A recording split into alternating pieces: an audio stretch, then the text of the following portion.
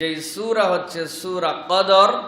এই সূরা কদরের সংক্ষিপ্ত তাফসীর আমরা আগে একটুখানি জেনে নেওয়ার চেষ্টা করব। প্রিয় ভাইরা, কোরআনুল কারীমের ৯৭ নম্বর সূরা মাক্কি সূরা, ৫টি আয়াত বিশিষ্ট একটি সূরা হচ্ছে সূরা কদর। কোরআনুল কারীমে নির্ধারিত কোনো একটি সূরার নাম এবং সেই নামের আলোকে বাকি সব বর্ণনাই এদত সংক্রান্ত এরকম সূরা কম। সূরার নাম আছে বাকারা, ঘটনা আছে সংক্ষিপ্ত, কিন্তু বিস্তারিত বিভিন্ন প্রসঙ্গের আলোচনা আছে। সূরা নিসা মেয়েদের সম্পর্কে কিছু বিধিবিধান বলা হয়েছে, কিন্তু কেবলমাত্র মেয়েরাই এই সূরার পাঠক এবং উপকারভোগী বিষয় এরকম নয়। কোরআনের ২-৩টি সূরা যেইগুলো বিষয়বস্তুর আলোকে একদম নামাঙ্কিত এবং শতভাগ এই বিষয়গুলি আলোচনা হয়েছে, এরকম সূরা কম। বরং নাম এই সূরার কোনো একটা অংশ দিয়ে নামাঙ্কিত করা হয়েছে, কিন্তু বিষয়বস্তুতে বিভিন্ন রকমের আলোচনা এসেছে। কিন্তু উজ্জ্বল ব্যতিক্রম হচ্ছে কদর সূরা। এর মধ্যে আল্লাহ রাব্বুল আলামিন ৫টা আয়াত কেবলমাত্র কদরের জন্য এখানে নির্ধারিত করেছেন। এখানে কদর সংক্রান্ত আলোচনা এসেছে, যেরকম সূরা ইখলাস। এই ইখলাসের মধ্যে কেবলমাত্র আল্লাহর তাওহীদের বিষয়, আল্লাহর পরিচয়ের বিষয়টি নামাঙ্কিত, উল্লেখিত।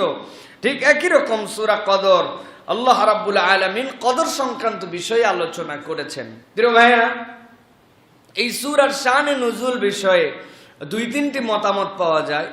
এর মধ্যে একটি মতামত হচ্ছে ইবনে আবি হাতেম রাদিয়াল্লাহু তাআলা বলেন, রাসূল সাল্লাল্লাহু আলাইহি ওয়াসাল্লাম সাহাবায়ে কেরামকে সামনে নিয়ে বসেছিলেন।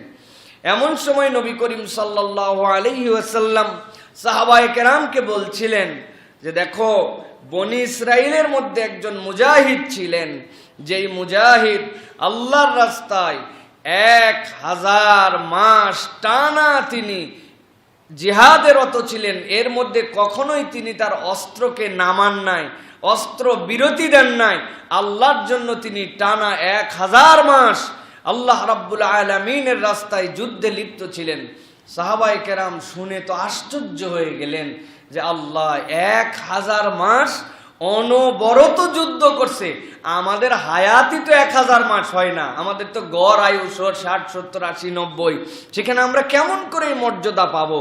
এই বিশাল মর্যাদা আমরা কেমন করে অর্জন করতে পারি?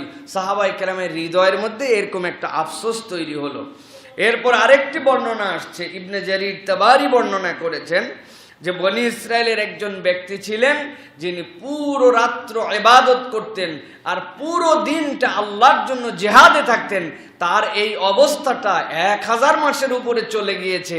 রাসূলুল্লাহ সাল্লাল্লাহু আলাইহি ওয়াসাল্লাম এই বর্ণনা যখন করলেন, তাফসীরে মাযহারির ভিতরে এসছে আল্লাহ রাব্বুল আলামিন এরপরে সূরা কদর অবতীর্ণ করে জানালেন তারা ১০০০ মাস ব্যাপী ইবাদতে যে সওয়াব পেয়েছে, আল্লাহর সকল উম্মতের উপরে উম্মতে মুহাম্মদীকে মর্যাদা দেওয়ার জন্য এক রাত্রে তার থেকে বেশি সওয়াব উম্মতে মুহাম্মদের আমল নামায় যুক্ত করে দিবেন। এই মর্মে এই সূরা অবতীর্ণ করেছেন। কদর মানে কি? কদর বলতে আমরা কি বুঝি? আল্লাহ রাব্বুল আলামিন যে সূরাটি দিলেন, সূরার নাম আমরা কদর বলছি। আমাদের একটু বুঝতে হবে, কদর অর্থ হচ্ছে মহত্ব বা সম্মান, এটা একটা অর্থ। কদরের আরেকটা অর্থ হচ্ছে মহিমান্বিত একটি রাত। আবু ওয়াররাক তিনি বলেন, এ রাতকে কদর বলার কারণ হচ্ছে এই রাত প্রাপ্ত আর এই রাত অপ্রাপ্তর মাঝে পার্থক্য এমন, যেই ব্যক্তির আমল নামায় কিছুই ছিল না, যেই ব্যক্তির আমল নামায় জান্নাতে যাওয়ার উপযুক্ততা ছিল না, যেই ব্যক্তির আমল নামায় আল্লাহ রাব্বুল আলামিন অন্য উম্মতের তুলনায় অশ্রেষ্ঠত্ব দিয়ে এই উম্মতের সময় অতিবাহিত করেছিলেন, কিন্তু এই রাত হচ্ছে এমন রাত, এক রাত পাওয়ার কারণে ওই ব্যক্তির ভাগ্য পরিবর্তন হয়ে জাহান্নামী হয়েছে জান্নাতি। যে জাহান্নামেই যেত সেই লোক গেছে সবার আগে জান্নাতে। সকল উম্মত যা হায়াত পেয়েছে ও এক রাত পেয়ে তার থেকে বেশি আল্লাহর কাছে মহিমান্বিত হয়েছে। এই জন্য এই রাতের নাম হচ্ছে কদর, বা এই রাতের নাম হচ্ছে ওই মানুষের জন্য ভাগ্য পরিবর্তনের রজনী। সুবহানাল্লাহ। এটা ওয়ান কাইন্ড অফ লটারি। আগের দিনে ছিল নিঃস্ব, আগের দিন ছিল ট্যাক্সি ড্রাইভার, পরের দিনই দেখা যাচ্ছে দুবাইয়ে আমরা খবর পাই জিতে গেছে এত কোটি টাকা, এত দিরহাম। এই দিরহাম পাওয়ার পরে সে আগের দিনের কিছু নাই, পরের দিন টাকা দিয়ে কি করবে এই চিন্তায় পেরেশান। আল্লাহ রাব্বুল আলামিন ঠিক এই উম্মতের জন্য এই রাতকে এরকম একটা অসাধারণ রাত বানিয়েছেন। আগের রাত আর পরের রাতের পার্থক্য হচ্ছে, আগের রাতে ওই মানুষ কিছুই ছিল না, কদরের রাত্র পেয়ে ও জান্নাতি হয়ে গেছে। সুবহানাল্লাহ। কদরের আরেকটা অর্থ হচ্ছে তাকদীর বা আদেশ।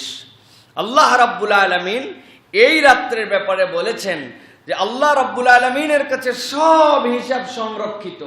আল্লাহ রাব্বুল আলামিনের কাছে বান্দার সৃষ্টির বহু আগে তার সব লিখিত, কিন্তু আল্লাহ রাব্বুল আলামিন প্রত্যেক কদরের রাত্রে ফেরেশতাদের কাছে ওই বান্দাদের জন্য আগামী বছর, রানিং বছরের জন্য তার কি কি হবে, তার পজিটিভ যা যা তার জীবনে ঘটবে, সেই ব্যক্তি কত দূর পর্যন্ত চলাফেরা করবে, তার ভাগ্যের কি উন্নতি হবে, তার জন্য কি কি সাফল্য অর্জিত হবে, তার জন্য খাওয়া দাওয়ার বাজেট কি হবে, আল্লাহ রাব্বুল আলামিন ফেরেশতাদেরকে জানিয়ে দেন। এই জন্য এই রাতকেও বলা হয় তাকদীর বা আদেশের রাত। কোরআন এটাকে সমর্থন করে। কোরআনুল কারীমের মধ্যে এসেছে, আল্লাহ রাব্বুল আলামিন বলছেন ইন্না আনজালনাহু ফি লাইলাতিন মুবারাকাহ ইন্না কুন্না মুনজিরিন ফিহা ইউফরাকু কুল্লু আমরিন হাকিম। আল্লাহ বলছেন এই রাত্রেই আমি তোমাদের জন্য এই তাকদীর অবতীর্ণ করি। এই বাজেটটা ফেরেশতাদের কাছে জানিয়ে দেওয়া হয়। ফিহা ইউফরাকু, আল্লাহ বলছেন এর মধ্যে নির্ধারিত করা হয় কুল্লু আমরিন হাকিম। আল্লাহ রাব্বুল আলামিনের প্রজ্ঞাময় যত নির্দেশনা ওই বান্দার জন্য এই কদরের রাত্রে আল্লাহ রাব্বুল আলামিন বাজেট আকারে বান্দাদের জন্য দান করে দেন। সুবহানাল্লাহ। এবার চলেন আমরা ধারাবাহিকভাবে কিছু কথাবার্তা এই আয়াতে কারিমাগুলোর আলোকে তাফসীর কিছু আমরা শোনার জন্য চেষ্টা করি। প্রিয় ভাইরা, সময় সংক্ষিপ্ত, যদিও আমাদের সালাত রমাদানের মধ্যে আমি যেইগুলো জুমা পড়াই এই মসজিদে 2টায় হয়, তা আমরা তার আগেই শেষ করে দেওয়ার জন্য চেষ্টা করব ইনশাআল্লাহ। প্রিয় ভাইরা, আল্লাহ রাব্বুল আলামিন বলছেন ইন্না আনজালনাহু ফি লাইলাতিল কদর। আল্লাহ বলছেন নিশ্চয় আমি রব্বুল আলামিন আনজালনাহু ফি লাইলাতিল কদর, আমি রব্বুল আলামিন এইটাকে অবতীর্ণ করেছি কদরের রাত্রে। আল্লাহ রাব্বুল আলামিন এই জায়গাতে খেয়াল করে দেখেন, ইন্না আনজালনাহু, এই হু মানে কি? হু মানে কি বুঝাচ্ছেন আল্লাহ রাব্বুল আলামিন? আল্লাহ বলছেন আমি এটা তোমাকে দিয়েছি, আমি এইটা অবতীর্ণ করেছি। মুফাসসিরিনে কেরাম বলছেন আল্লাহ রাব্বুল আলামিন এই হু দ্বারা কোরআন তো বুঝিয়েছেন, আমরা বুঝি, কিন্তু কেন কেবল হু বললেন? আল্লাহ হু বলার কারণ, আরবে যখন আল্লাহ এই বিষয়টি জানাচ্ছেন, এই রাতের কথা ঘোষণা দিচ্ছেন, ওই সময় পুরা আরবের মানুষের কাছে বিস্ময়কর কোনো কিছু আসা মানেই তারা বুঝতো তাদের জ্ঞানের সীমানার বাইরে এমন কিছু মুহাম্মদ সাল্লাল্লাহু আলাইহি ওয়াসাল্লামের উপরে আসে যেটা না তারা ইতিপূর্বে শুনেছে, শোনার পরেও এমন কিছু তারা কল্পনাও করতে পারে না, আবার এই রকম কিছু যে তারা বানাবে এই রকম তাদের মধ্যে সেই যোগ্যতাও নাই।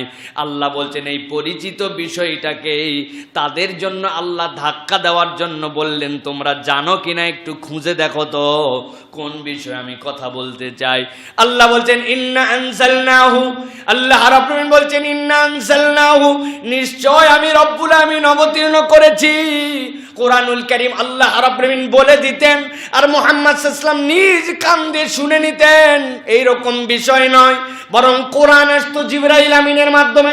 আল্লাহ বলতে পারতেন এই জায়গায় নিশ্চয় আমি কোরআন দিচ্ছি জিবরাইল আমিনের মাধ্যমে, যেই রাত্রে দিয়েছি সেইটা কদর, কিন্তু আল্লাহ রাব্বুল আলামিন এই রাতকে এত মহিমান্বিত করেছেন, এত বেশি উম্মতে মুহাম্মাদির জন্য আল্লাহর ভালো লাগা হিসাবে দান করেছেন যে আল্লাহ নিজে বলছেন ইন্না আনজালনাহু, আমি স্বয়ং আল্লাহ রাব্বুল আমিন আপনাকে দিলাম এই কোরআনটাকে এই কদরের রাত্রে।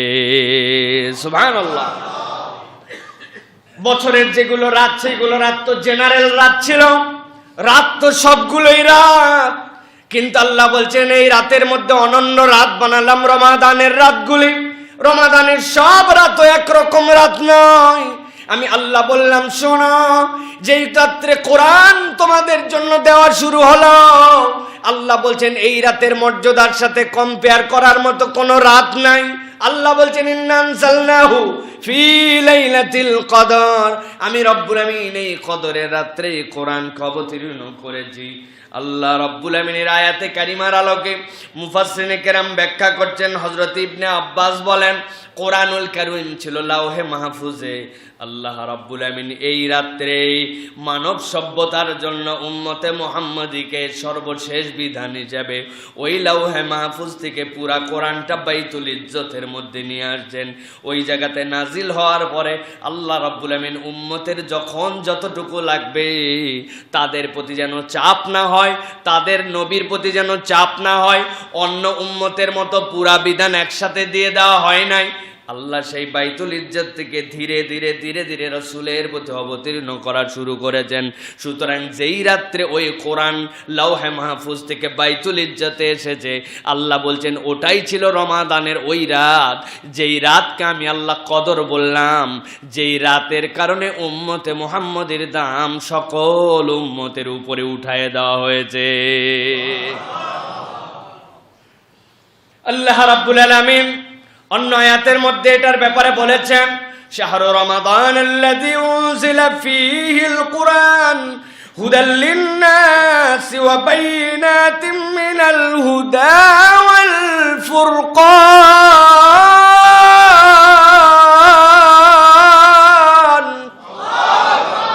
আল্লাহ বলছেন এমনি এমনি কোরআন দেওয়া হয় নাই, এমনি এমনি রাতের মর্যাদা বেড়ে যায় নাই। শাহরু রমাদান আল্লাযী উনজিলা ফীহিল কুরআন, যেই রাতের মধ্যে রমাদানের কোরআন দেওয়া হয়েছে, হুদাল লিন-নাস, দুনিয়াতে যত মানুষ মুহাম্মদ সাল্লাল্লাহু আলাইহি ওয়াসাল্লামের উম্মত হিসাবে কিয়ামত পর্যন্ত আসবে, অন্য যত জাতি এসেছে 400 বছর গ্যাপ ছিল সর্বোচ্চ, এর মধ্যে আল্লাহ কোনো না কোনো পয়গম্বর প্রেরণ করেছেন, কোনো না কোনো রসুল এসেছেন। কিন্তু মুহাম্মদ সাল্লাল্লাহু আলাইহি ওয়াসাল্লামের পরে কিয়ামত যদি 5 লক্ষ বছর পরেও হয়, কিন্তু এমন কিতাব দিলাম যেই কিতাবের ব্যাপারে আমি আল্লাহ বললাম হুদাল লিন-নাস, ওই কিয়ামত পর্যন্ত আর কাউরে আসতে হবে না, এই কোরআন স্বয়ং হেদায়েত হবে। ওয়া বাইনাতিম মিনাল হুদা ওয়াল ফুরকান, আর এই কোরআনটা হচ্ছে সত্য মিথ্যার পার্থক্যকারী হবে। যেই রাত্রে আমি আল্লাহ এত বড় বিধান দিলাম, ওই রাতকে আমি আল্লাহ বললাম কদর, আর যেই ব্যক্তি ওই কদরের রাত্র পেয়ে যাবে, আল্লাহ রাব্বুল আমিন সকল মানুষের মধ্যে থেকে তার দাম আল্লাহর কাছে সবচেয়ে বাড়ায় নিবে। আল্লাহর নাম হচ্ছে আদেল, আবেগ দিয়ে নয় বিবেক দিয়ে বোঝেন। আল্লাহর নাম হচ্ছে আদেল। আল্লাহর নাম কি আদেল, মানে ন্যায় বিচারক। আল্লাহ রাব্বুল আমিন কখনো অন্যায় বিচার করেন না।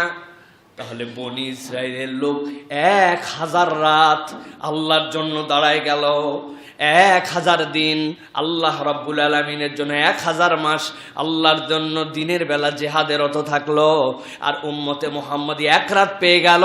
সেই পাওয়ার দ্বারা ওই লোকের থেকেও তার দাম বেড়ে গেল। বিষয়কে আল্লাহ রাব্বুল আমিন এবার ব্যাখ্যা করছেন, বিষয়টা বোঝো। আল্লাহ রাব্বুল আলামিন বলছেন ও দুনিয়ার মানুষ বিষয়টা বোঝো।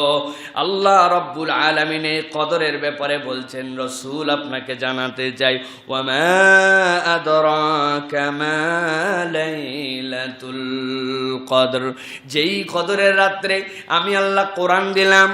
অধিকাংশ মুফাসসিরের বর্ণনার মধ্যে আসছে দুনিয়াতে যত আসমানি গ্রন্থ আসছে সবগুলাই রমাদানে আসছে। ইব্রাহিম আলাইহিস সালামের প্রতি যে সহিফা আসছে, ঈসা আলাইহিস সালামের প্রতি আসছে, মুসা আলাইহিস সালামের প্রতি যা আসছে সবগুলাই রমাদানে আসছে। কিন্তু আল্লাহ বলছেন আমি যেই কোরআনটা দিলাম, ফিহা ইউফরাকু কুল্লু আমরিন হাকিম, যেই রাতের মধ্যে আমি রব্বুল আলামিন